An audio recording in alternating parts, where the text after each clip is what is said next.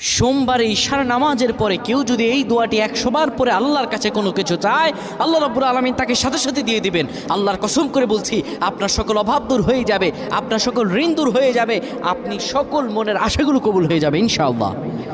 কেউ যদি সোমবার বরকতপূর্ণ রাত, এই সোমবারে আমার রাসূলুল্লাহ দুনিয়াতে এসেছিলেন, সপ্তাহে রোজা রাখারও সওয়াব আছে এই দিনে। কোনো ব্যক্তি যদি সোমবারে ঈশার নামাজ পড়ে সুন্দরভাবে ওযু করে কিবলামুখী হয়ে বসে ইয়া যাল জালালি ওয়াল ইকরাম 100 বার পড়ে, 30 বার দুরূদ শরীফ পড়ে,